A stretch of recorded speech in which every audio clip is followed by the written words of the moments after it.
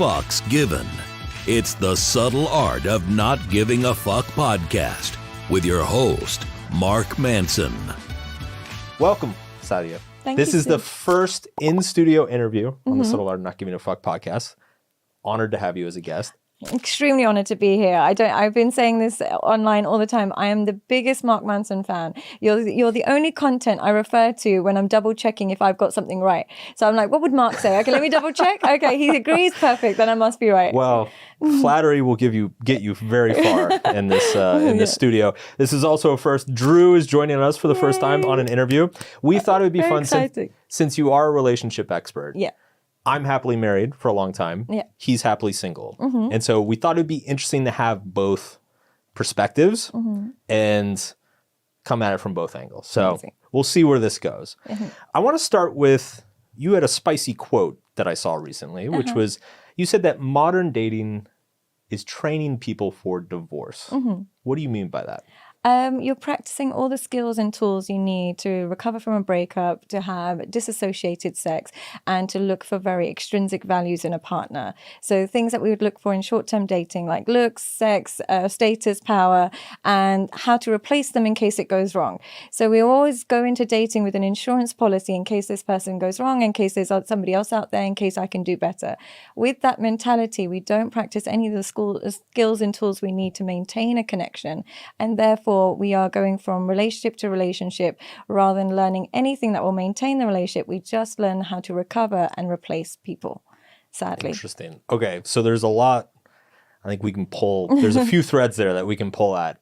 The first one that stands out to me is that we're filtering for the wrong things. Yes. We're filtering for the kind of the superficial extrinsic traits. Yeah. Looks, status, sex. Why do you think, is that the apps? Like what's driving that, do you think? I would say the apps don't help. And I really don't like to sound like a broken record, but I think from a female perspective, the extrinsic values are really pulled from social media and seeing a lifestyle that they're constantly bombarded with. So that's caused them to look for more extrinsic values. For men, I think pornography has caused them to look for very extrinsic values.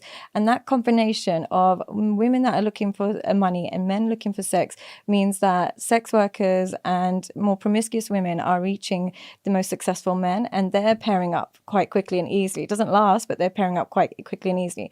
But people who are actually looking for intrinsic values and looking for connection, they're really struggling in the dating market. And so we have to look at where society's made it easier for, and we're making it easier for people with the most junk values. How do we counteract that? It's very difficult. It's very, very difficult because people don't realize where the indoctrination is coming from, and they don't think they're indoctrinated. They don't realize that when you're constantly seeing really beautiful airbrushed women all day, every day, and then you're Googling what they look like naked, and you're being able to subscribe to that, they don't realize that that is severing away at your ability to connect to a woman on your actual level. Like there'll be men who are, super overweight, super old, might be from a different culture, but they're Googling their dream woman and thinking they deserve them. They think simply because they've seen it, they deserve it. Same thing with women. They'll be watching couple content where a man buys a woman a bag for Christmas and for Valentine's Day and decorate, and they think because they've seen it, they deserve it. So we have to really undo the conditioning, which is difficult to do. It almost just sounds like people should get offline. Yeah, I know. And it's like, how do we counteract online behavior? Yeah. We just simply... Are you a successful man who has achieved endless heights in his career? Are you somebody who's absolutely made it in his professional life, but his personal life just doesn't seem to match up? Are you somebody who goes through intense highs in business, but intense lows in your personal relationships? You might be somebody who has been blocking out relationships or entering relationships where you don't feel appreciated, or it's lacking the sexual or emotional intimacy that you require. If this sounds like you, then I have a program specifically catered to your needs. I've been helping high-end clients for a really long time, and I'm able to identify the exact problems, the exact causes, and the exact solutions. So if this sounds like you, then please feel free to register below your details. You can't, and I say this from a privileged position transition. I didn't grow up with Tinder and Instagram and stuff. I didn't grow up with that. And so when you are grown up with Snapchat, you've grown up with Instagram, like they start at 10, 11 years old. How do we uncondition that young mind? So I think I'm speaking from it sounds like a high horse, but I've actually just escaped that part of life. But if I was 10 years younger, if I was 21, 22 years old, there would be no way I would think any differently to what the young people are thinking now. My wife and I, we met each other like a month before Tinder came out, and we joked that we like... Really? You just met before? Just got in. So it would have been 2012. 12. Oh, is that when Tinder came out? 2012? I think so. Yeah, or it was like a month or two before I heard wow, it. you just missed it. Yeah. Thank goodness. Yeah, thank God, thank right? goodness. But it's funny though, because like a conversation I often have with people who come to me who are single and frustrated, I think everything you're saying is true. I also think the nature of the dating apps is that, you have to set filters for yourself, and you have to define like what you're looking for and what you're not looking for. And I just think that most of the things that if you ask somebody, what are you looking for in a partner? The most immediate answers are probably the wrong ones. Mm-hmm. People think, oh, I want somebody who's like tall and wealthy and funny and like, okay, that stuff's nice, but ultimately that's not the thing that determines whether it's going to be a good partner for you long term or not. And I just remember, like, when I think back to my own dating life, here comes Mark's old man moment. So back in my day, when you actually went to a bar and talked to a woman, there were so many circumstances in my young life where I would go to a party or a dinner or something, and I would meet a woman. And my initial interest, like there was no initial interest. I didn't think she was that attractive. I wasn't that into her. But over the course of the night of like talking to her, seeing her personality, seeing her sense of humor, there was a chemistry there that ended up being like very sexy. Yeah. And actually a lot of those women were like some of the best relationships that I had, right? So it's like you said, you get this online, you get this idealized version of what a partner should be. Yeah. That is impossible for anybody to live up to, whereas it's almost better to like not know what your ideal partner is and just kind of like use that curiosity to go find out. But the thing is, you went in with the mentality of humanizing women, like wanting to know what they were like. And Hi guys, welcome back to my Patreon, where every single week you can tune in and get exclusive content. Not only that, but you can also message me anytime and receive a response within 20 I still haven't recovered. With that mentality, you can either create connection or not. But with the dehumanized version of dating that we've created through online dating apps and Instagram and pornography, by dehumanizing both men and women, we go into relationships looking what we can access from them rather than what we can contribute to them. And as a result, we've got endless people almost dating it with a psychopathic kind of mentality of just what can I get rather than what can I give. So you'll have men like, I can get sex from this girl, I can get this, I can get that, but they're not looking at, can I be responsible? Can I look after? Can I father children? Can I do? So we're forgetting responsibilities and just looking at the hedonistic view of creating connection. What say you, single man? Well, so I haven't used dating apps since 2018. I'm off them. And barely on social media anymore too.